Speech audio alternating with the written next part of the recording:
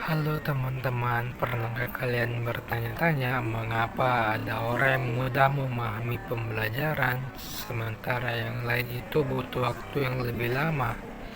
Atau terkadang kita sangat bersemangat untuk belajar, tapi di lain waktu malas membuka buku?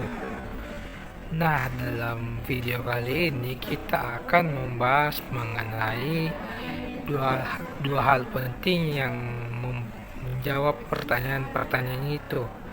Yang pertama itu teori belajar dan yang kedua itu motivasi belajar.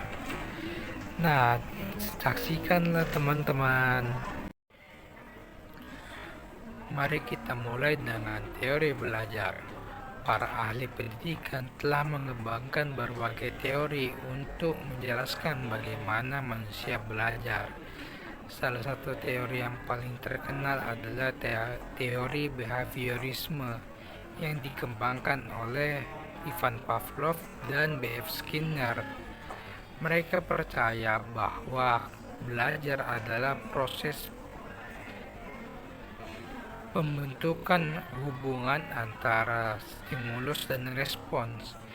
Coba bayangkan seekor anjing sebelum diberi makan akan mendengar bel. Setelah beberapa kali, ketika anjing tersebut mendengar bel, ia akan langsung mengeluarkan air liur meskipun tidak ada makanan. Nah, prinsip yang sama juga berlaku kepada manusia. Ketika seorang siswa mendapatkan pujian ketika menjawab pertanyaan, lama-kelamaan ia akan semakin berusaha untuk menjawab pertanyaan-pertanyaan yang lainnya. Namun, tidak semua belajar bisa dijelaskan hanya dengan stimulus dan respon. Jean Piaget, seorang psikolog perkembangan, memperkenalkan teori kognitivisme yang lebih menekankan pada proses mental. Menurut Piaget, belajar bukan sekedar menerima informasi, tetapi aktif mengolahnya dalam pikiran. Seorang anak yang bermain dengan balok-balok kayu tidak hanya menyusunnya secara acak, tetapi perlahan memahami konsep keseimbangan dan bentuk melalui pengalaman langsung. Lebih jauh lagi, Lev Vygotsky menambahkan bahwa interaksi sosial memegang peran penting dalam belajar. Dia percaya bahwa kita belajar lebih efektif ketika berkolaborasi dengan orang lain, terutama mereka yang lebih berpengalaman. Ini seperti ketika seorang kakak membantu adiknya menyelesaikan soal matematika. Sang adik tidak hanya mendapat jawaban, tetapi juga cara berpikir untuk memecahkan masalah serupa di masa depan. Teori lain yang tak kalah menarik adalah teori konstruktivisme. Teori ini melihat belajar sebagai proses aktif di mana pembelajar membangun pengetahuannya sendiri berdasarkan pengalaman. Bayangkan seorang siswa yang melakukan percobaan sains. Dia tidak hanya menghafal teori dari buku, tetapi benar-benar memahami konsep itu melalui percobaan, kesalahan, dan penemuan.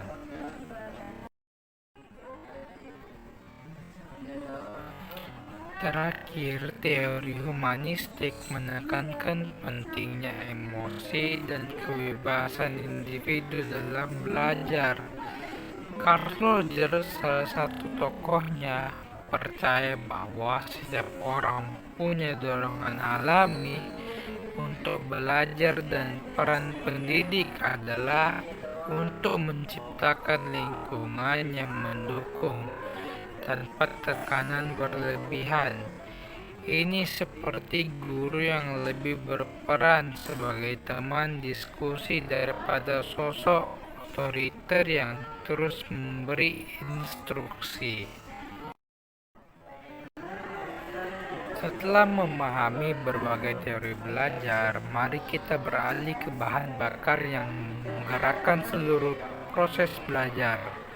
Motiva- Motivasi Motivasi belajar bisa datang dari dalam diri sendiri, seperti kita ketika merasa penasaran dan ingin tahu tentang sesuatu topik. Ini yang disebut motivasi intrinsik. Contohnya seorang anak yang menghabiskan waktu berjam-jam membaca buku dinosaurus karena merasa tertarik pada hewan purba. Di sisi lain, ada motivasi ekstrinsik yang datang dari faktor luar. Nilai bagus, hadiah, atau bahkan takut dihukum bisa menjadi pendorongnya. Misalnya, siswa yang belajar keras belum ujian karena orang tuanya menjanjikan hadiah jika rankingnya naik. Kedua jenis motivasi ini sama-sama penting, tetapi motivasi intrinsik biasanya bertahan lebih lama dan lebih mendalam dibanding motivasi ekstrinsik. Lalu, bagaimana cara menjaga motivasi belajar agar tetap tinggi? Salah satu kuncinya adalah menetapkan tujuan yang jelas. Ketika kita tahu apa yang ingin dicapai, langkah-langkah belajar menjadi lebih terarah. Cobalah mulai dengan target kecil yang realistis, seperti memahami satu bab buku dalam sehari, daripada langsung menargetkan menguasai seluruh buku. Lingkungan juga memainkan peran besar. Bergaul dengan teman-teman yang rajin belajar bisa menular semangatnya. Selain itu, jangan ragu untuk mencoba metode belajar yang berbeda-beda sampai menemukan gaya yang paling sesuai dengan gaya belajarmu. Ada yang lebih mudah paham dengan diagram, ada yang lebih suka mendengarkan penjelasan, atau justru belajar sambil praktik langsung lebih berguna untuk dirinya.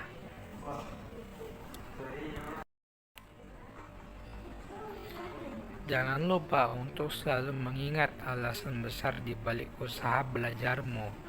Apakah itu untuk mewujudkan cita-cita, membanggakan orang tua, atau sekedar ingin menjadi versi diri yang lebih baik? Ketika motivasi mulai turun, ingatkan dirimu pada mengapa yang paling mendasar itu. Bagi para guru dan orang tua, penting untuk menciptakan suasana yang mendukung, memberi apresiasi atas usaha anak sekecil apapun, bisa menjadi penyemangat yang ampuh. Kadang satu pujian tulus seperti "Adek sudah berusaha keras ya" bisa berarti lebih dari 100 hadiah.